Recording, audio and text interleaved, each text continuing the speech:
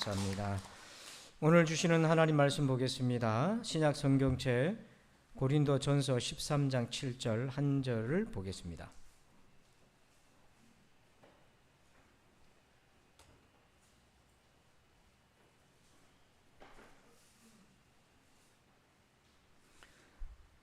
고린도전서 13장 7절 한 절입니다.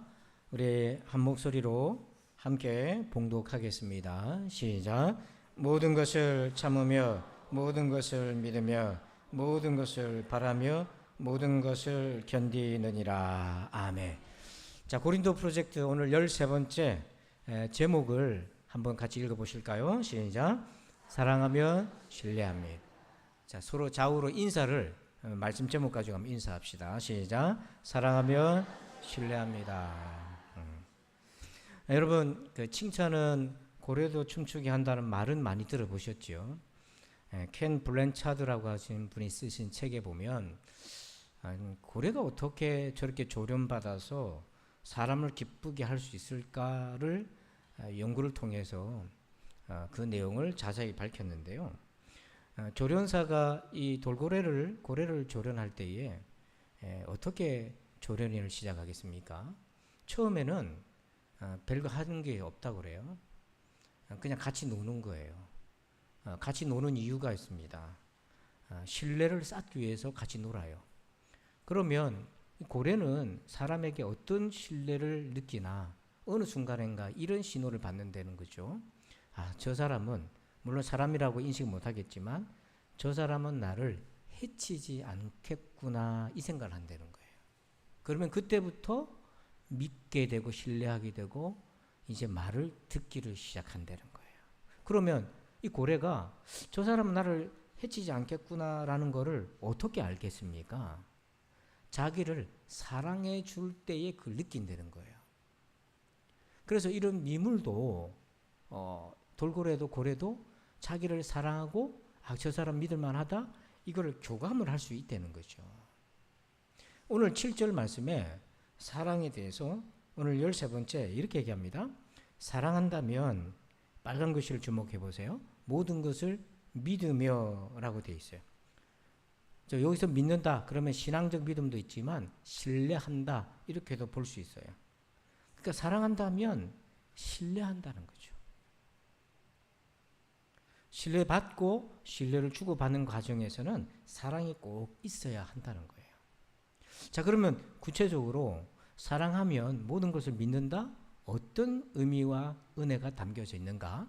세 가지 은혜를 한번 봅시다. 첫 번째, 1번 제목 읽어볼까요? 시작. 사랑은 기회를 주는 것.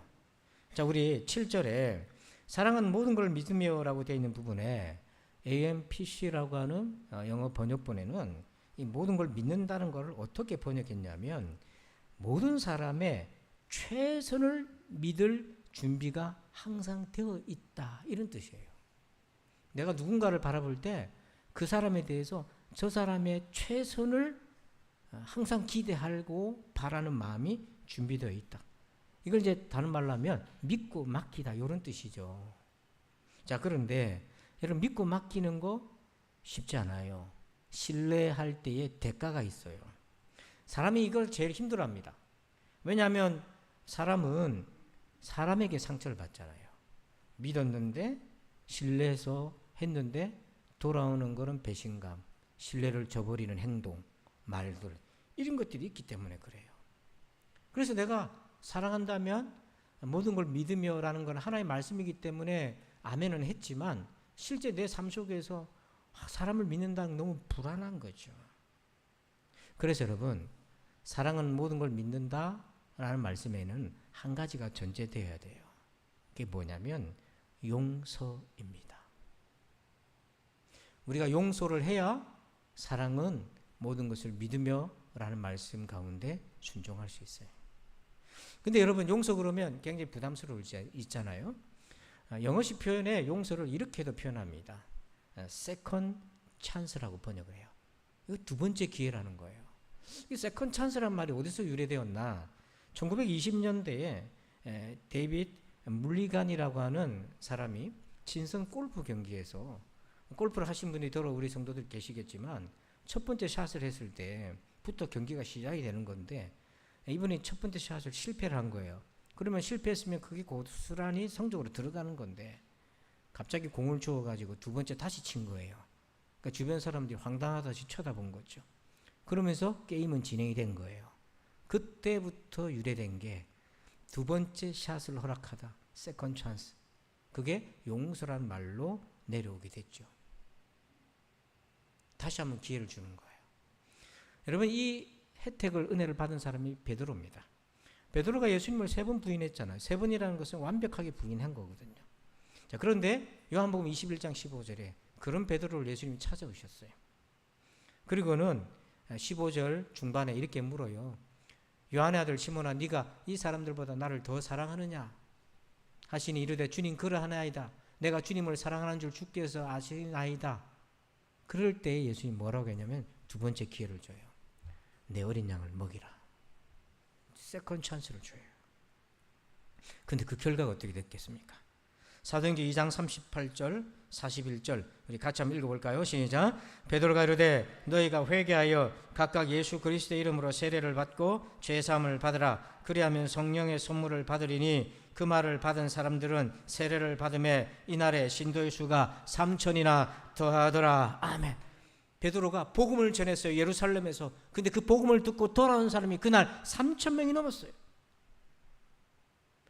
이런 베드로는 무엇으로 인하여 나타난 것입니까? 예수님이 세컨 찬스를 준 거예요. 다시 한번 기회를 준 거예요. 다시 한번 믿어준 겁니다. 사랑은 모든 것을 믿으며 그 사이에 용서하고 모든 것을 믿으며 들어가 있는 거죠. 저도 제가 사역했던 과정을 좀 보면 처음에는 몰랐는데요. 시간이 지나면서 깨달은 바가 있어요. 하나님이 저에게 세컨 찬스를 계속 주셨다는 거예요. 제가 20대 이제 중반부터 교육 전사를 시작해서 지금 이제 50 중반을 이제 넘어가고 있잖아요. 그럼 한 30년 가까이 되지 않습니까? 여러분의 아들, 딸과 같이 그냥 성장한 겁니다. 똑같이. 근데 어느 날 갑자기 전도사가 되고 사역을 하게 되고 성도들 만나는데 어떤 경험치가 있었겠어요. 서툴고 하나님 실망스럽게 했던 적도 있고 그런데 하나님이 저를 버리지 않고 세컨 찬스를 계속 주셨어요. 그 은혜 때문에 부족하지만 여기까지 올 수 있게 된 거예요. 저만 그렇겠어요? 우리 모두가 다 그런 거죠. 그러나 여전히 신뢰에 대한 불안감은 남아 있습니다. 내가 또 당하는 거 아니야? 또 배신당하는 거 아니고 또 기만당하는 건 아닐까? 여러분 이런 생각이 올라올 때 우리 어떻게 해야 될까요? 두 번째입니다. 제목 읽어볼까요? 시작. 하나님을 신뢰하라. 자, 7절에 사랑하는 모든 것을 믿으며 라는 번역이요. 메시지라는 성경에서는 뭐라고 번역하냐면 하나님을 항상 신뢰하라 이렇게 번역하고 있어요. 하나님을 항상 신뢰하라. 자, 이것이 내가 사람을 신뢰하는 것과 어떤 관계가 있는가? 원래 여기 믿는다라는 그 헬라어 단어는 어떤 뜻이냐면 우리가 하나님의 도움이 필요한 부분이 있잖아요. 주님의 도움이 필요한 부분에 하나님께서 도와주실 것을 믿으라 그런 의미거든요. 즉 하나님이 일하고 계신 걸 신뢰하라는 거예요. 여러분 예수님을 배반했던 두 제자가 있잖아요. 가룟유다가 있고 베드로가 있어요. 둘의 운명은 달랐어요. 왜 이렇게 달랐을까? 둘 다 부인했는데요. 한 가지 차이는 뭐냐면 베드로는 어리석고 연약했지만 마음은 진심으로 예수님을 따랐어요. 가룟유다는 진심이 없었어요. 그런데 하나님이 예수 그리스도께서 베드로에게 세컨 찬스를 주실 때 하나님이 기회를 주실 때 하나님이 어떻게 하셨냐면 또 베드로한테 당하는 거 아니야? 인간적으로 불안할 수 있잖아요. 하나님이 베드로 속에서 일하고 계셨어요. 어떻게 일하셨는지 한번 보겠습니다. 누가복음 22장 62절에 예수님 3번 부인하고 나갔을 때 밖에 나가서 심히 통곡했어요. 그의 마음이 깨졌어요. 자신감, 자존감이 높았고 자기 의지력이 강했던 베드로가 깨졌어요. 하나님이 일하셔서 그를 조각내셔서 낮아지게 만들어버렸어요. 그리고 20장 6절에 부활의 현장에 베드로를 불렀어요. 시몬 베드로는 따라와서 무덤에 들어가 보니 세마포가 놓였고 예수님은 안 계셨어요. 그 자리를 불러서 부활의 은혜를 끼치기 시작했어요. 그리고 예수님이 처음 베드로를 불렀을 때와 나중에 부활 이후에 베드로를 불렀을 때 서로 오버랩이 되는 체험을 하게 하셔서 예수님이 능력인 걸 알게 하셨어요. 누가복음 5장 6절 한번 읽어볼까요? 같이 시작. 그렇게 하니 고기를 잡은 것이 심이 많아 그물이 찢어지는지라. 처음 베드로가 예수님 만났을 때예요. 예수님이 밤새도록 수고하고 허탕친 베드로에게 깊은 곳에 그물을 던져라. 우리가 밤새 수고했는데요. 그래도 깊은 곳에 던져라. 그래서 주님 말씀하셨으니까 내 생각, 경험, 상식을 초월해서 순종하겠습니다 했더니 그물이 찢어질 정도였어요. 부활하고 나신 이후에 제자들이 갈릴리로 내려가서 또 고기 잡고 있을 때 주님이 찾아가셔서 요한복음 21장 12절 한번 읽어볼까요? 시작. 시몬 베드로가 올라가서 그물을 육지에 끌어올리니 가득히 찬 큰 물고기가 153마리라 이같이 많으나 그물이 찢어지지 아니하였더라. 이때는 예수님이 베드로에게 뭐라고 했냐면 오른쪽으로 그물을 던져라 그랬어요. 그랬더니 그물이 찢어질 정도로 153마리의 물고기가 걷어지게 됐는데요. 처음에는 깊은 곳, 나중에는 오른쪽. 위치가 중요한 거 아닙니다. 하나님의 아들 예수 그리스도의 말씀에 따랐더니 역사가 일어났다는 것을 다시 한번 경험하게 된 것이요. 부활의 주님의 능력을 다시 한번 경험하게 된 것이요. 그렇게 일어나셨어요. 그리고 사도행전 2장 14절에요. 베드로가 11사도와 함께 서서 소리를 높이 이르되 유대인들과 예루살렘에 사는 모든 사람들아 이 일을 너에게 알게 할 것이니 내 말에 귀를 기울이라. 예수님을 체포했던 당국자들이 있는 예루살렘 한가운데서 제자들이 성령 받고 방언이 터졌어요. 외국말을 하게 되었어요. 절기를 지키러 왔던 다른 타국에 있던 흩어졌던 디아스포라 유대인들이 자기들의 있는 그곳에 있던 언어로 듣게 됩니다. 놀랐습니다. 이게 무슨 일인가? 저들은 언어를 배운 적도 없고 외국에 나가본 적도 없는 사람들이 어떻게 우리가 살았던 그 지역의 말을 유창하게 하는가? 그때 베드로가 나서서 우리가 술 취한 것이 아니라 요엘서에 예언한 대로 성령이 오늘 임하여서 우리 가운데 나타나신 바 되었고 예수 그리스도의 부활은 이렇게 증거된다라고 담대히 외쳤어요. 그 베드로 속에 누가 일하신 거예요? 주님이 일하고 계셨던 거죠. 이 모든 결과물은 예수님이 베드로에게 세컨 찬스를 준 거예요. 그리고 냅두지 않고 하나님이 그 속에서 일하신 거죠. 여러분 고린도전서 3장 7절에 우리가 할 일과 하나님이 하실 일을 좀 구분했어요. 그런즉 심는 이나 물 주는 이는 아무것도 아니로되 우리는 심고 물을 주긴 하지만 오직 자라게 하시는 이는 하나님뿐이니라. 자라는 거예요. 생명이 자라는 거예요. 근데 여러분 생명이 자라는 거 우리 눈에 잘 보이지 않아요. 자고 일어나면 어느 순간 키가 커 있어요. 생명체가. 그 안에 하나님이 어떻게 역사하는지 우리 눈으로 잘 알 수 없어요. 우리의 눈에 가려질 때가 많아요. 여러분 하나님의 역사는 드러난 것보다 드러나지 않은 것이 훨씬 더 많습니다. 보이지 않는다고 없는 게 아니에요. 제가 기도 제목이 있었습니다. 중요한 기도 제목이 있어서 기도를 하는데 기도를 하다 보니 어느 순간에 나의 기도가 노력이 내가 지금 애를 쓰는 노력이 부질없다는 생각이 자꾸 들었어요. 정확하게 말하면 내 노력으로는 어떻게 해볼 수 없는 영역이 있다는 걸 알게 됐어요. 그걸 내가 내 손으로 해결하려고 이 방법 저 방법을 써서 신경을 쓰고 스트레스를 받았는데 잘 풀리지는 않고 그 문제를 놓고 기도하는데 어느 순간인가 저의 노력이 부질없다. 그 하나님의 영역이란 걸 깨달았어요. 그래서 그때 어떤 느낌을 받았냐면 하나님이 마치 저에게 나를 신뢰하고 나를 맡겨라. 그런 마음을 주셨어요. 그래서 그때부터 기도를 바꿨어요. 제가 내 손으로 억지로 뭔가를 하려고 하면 할수록 일은 자꾸 어긋나던데 하나님의 영역이니까 하나님께 맡기겠습니다 하고 기도하기 시작하니까 마음이 편해져요. 근데 마음이 편해진 걸로 끝난 것이 아니라 하나님이 일하시는 것이 그때부터 조금씩 보이기를 시작해요. 여러분들도 그렇지 않겠습니까? 일이든 가족이든 여러분의 마음이든 힘쓰고 애를 쓰는데 잘 안 될 때, 허탈하고 힘이 빠질 수 있을 때 가만히 들여다보면 그거 내 영역이 아니라 하나님의 영역일 수 있을 거예요. 그때 하나님을 신뢰해야 합니다. 베드로의 마음은 하나님 그 속에서 일하신 거예요.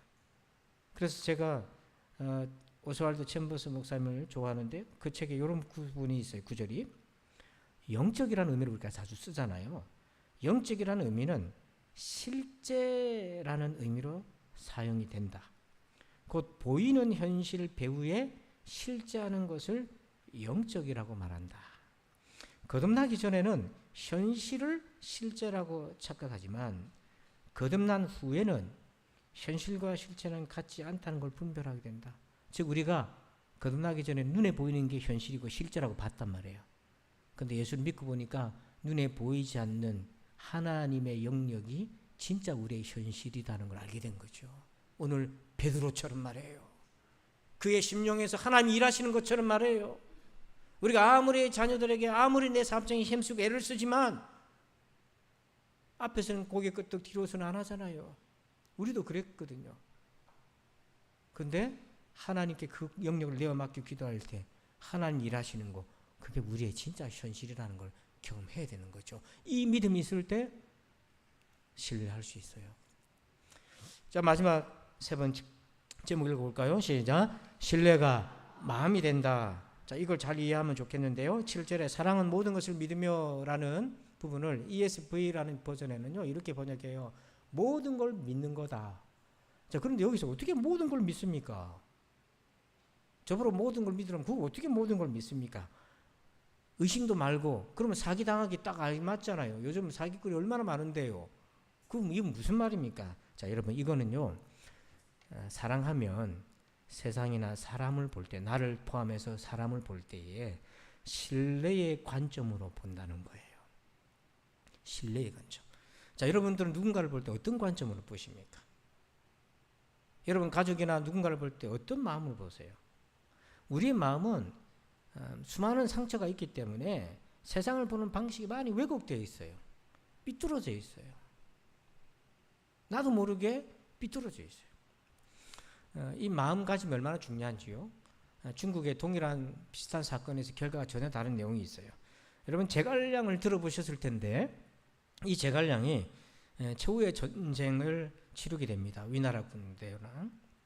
근데 이제 군대가 이제 전을 치고 싸우려고 하는데 갑자기 강한 바람이 불면서 군기가 부러져 버리는 거예요. 군기가 승리의 신혼탄인데 그게 뚝 부러지니까 전부 다 불길하다. 제갈량도 마음이 불안하고 두려움이 싹 들어왔어요. 그 지략가도 순식간에 두려움과 불안이 확 들어오니까 의기소침해지고 긴장감이 풀어지니까 몸에 병이 와버렸어요. 그래서 그 전쟁에서요 제대로 싸우지도 못하고 병들어 죽게 됐어요. 또 한 사람은 누구냐면 청나라 2대 왕인 태종 홍탓이라는 사람이에요. 이분도 이제 명나라와 최후의 일전을 앞에 두고 있었는데요. 아침상을 소박하게 차려왔어요. 신하가. 근데 밥을 먹으려 했는데 갑자기 어떻게 하지도 않는데 상다리가 뚝 부러지면서 밥상에 있는 국과 이런 것들이 싹 다 쏟아져 버린 거예요. 여러분 우리가 밥 먹을 때 아침부터 밥 먹을 때 재수없게 이런 얘기 많이 쓰잖아요. 상다리가 부러졌으니 전쟁을 나가야 되는데 어떤 마음이 들게 신하들이 놀란 거예요. 이게 불길한 징조다. 그런데 이 왕타시는 어떻게 했냐면 무릎을 딱 치면서 됐다! 이제 이겼다! 이렇게 얘기한 거예요. 그래서 신하들이 동그래가지고 지금부터 아침 밥상을 이런 그냥 소반에다 대충 차리지 말고 명나라 궁중에서 가져온 쓰는 금 소반들 있잖아. 이 금그릇에다가 다 밥을 담아서 신하들에게 잘 먹이거라. 오늘 승리할 날이다. 이 상다리가 부러진 거는 더 이상 여기다 먹지 말고 좋은 상에서 먹으라는 거다.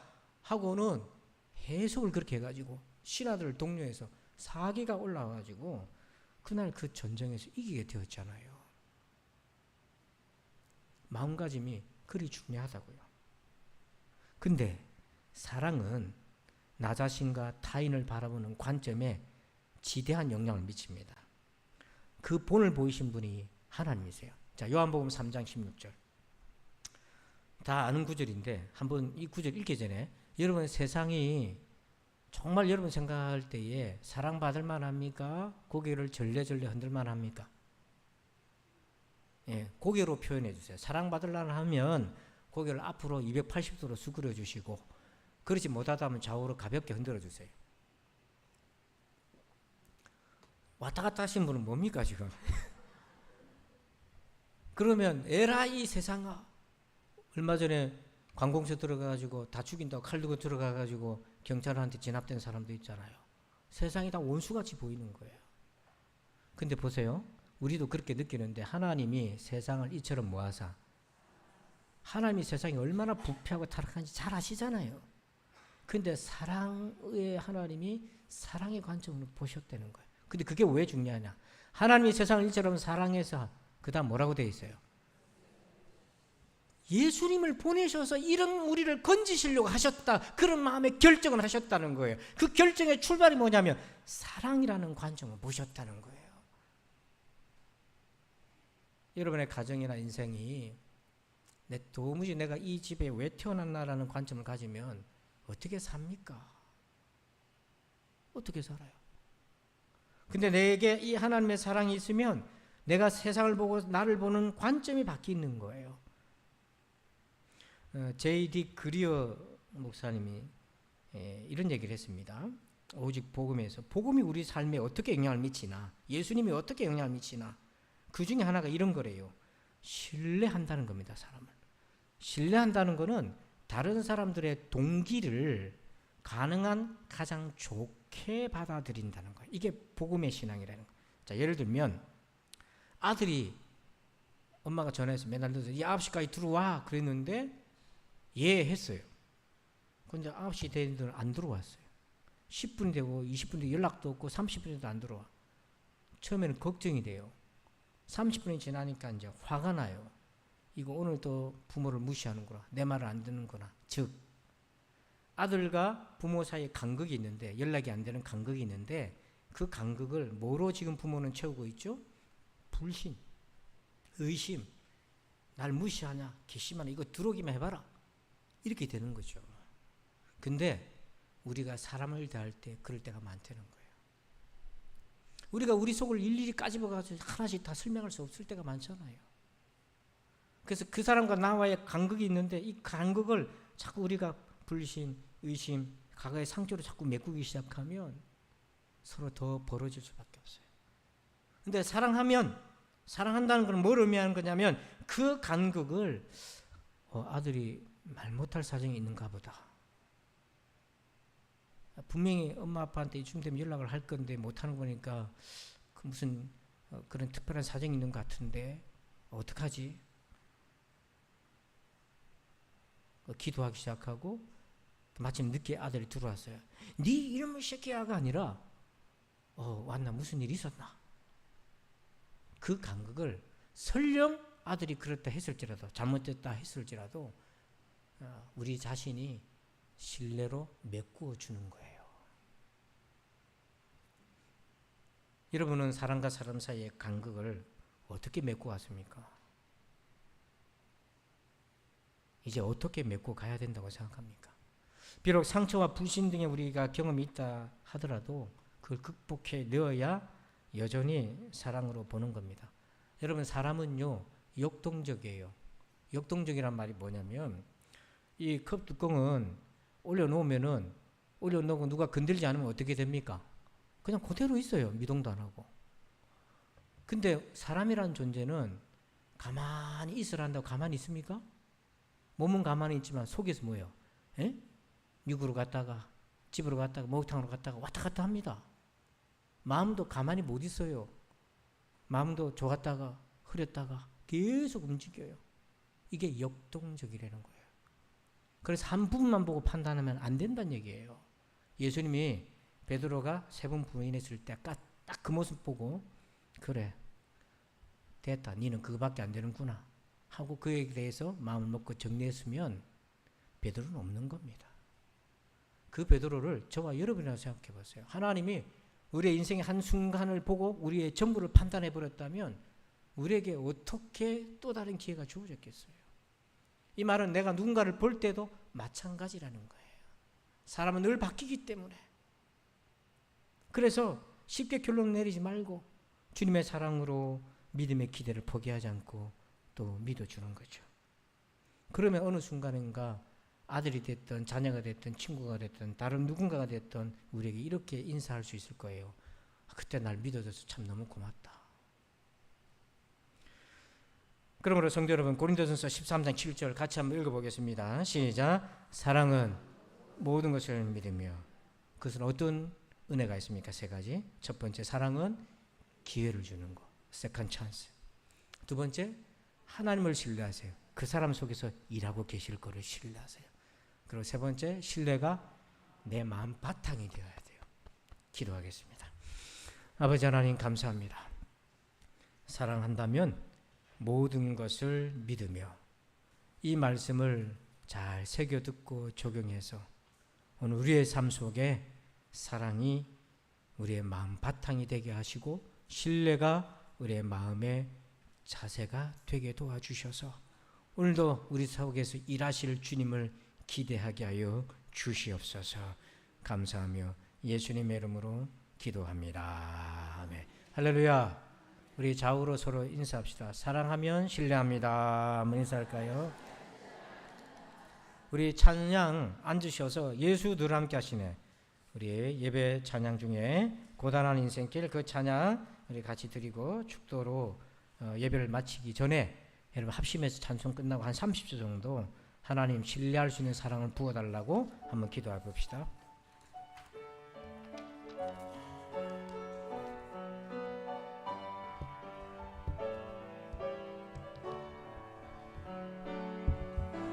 고단한 인생길 힘겨운 오늘도 예수 내 마음 아시네. 지나간 아픔도 마주할 세상도 예수 내 마음 아시네. 2절 하루를 살아도 기쁨으로 가리 예수 늘 함께 하시네. 후회도 염려도 온전히 맡기리 예수 늘 함께 하시네. 믿음의 눈을 듭시다. 믿음의 눈 들어 주를 보리 이 또한 지나가리라. 주어진 내 삶의 시간 속에 주의 뜻 알게 하소서. 믿음의 눈 들어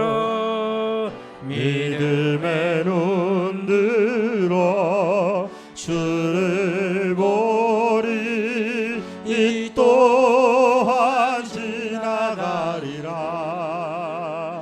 주어진 내 삶의 시간 속에 주의 뜻 알게. 우리 주에게 맞춰 기도합시다. 하나님 신뢰의 사랑을 부어달라고 기도합시다. 아버지 하나님 감사합니다. 사랑하는 모든 것을 믿으며 이 말씀 오늘 우리에게 주셨는데 하나님 그 말씀이 내게 어떤 의미로 하나님 주셨는지 새겨보게 하여 주옵소서.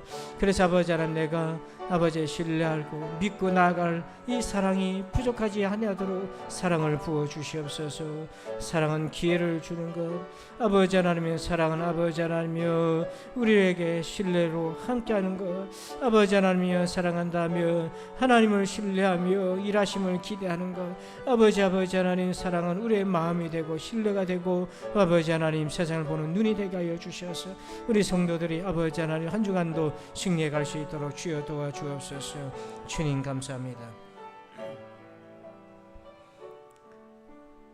이제는 우리 구주 예수 그리스도의 은혜와 하나님 아버지의 그 크고 놀라우신 사랑하심과 성령님의 감화감동 교통의 충만하심의 역사하심이 사랑한다면 신뢰하고 믿고 나아가길 원하는 우리 모든 신자들 위해 이제부터 영원토록 함께 계실지어다. 아멘.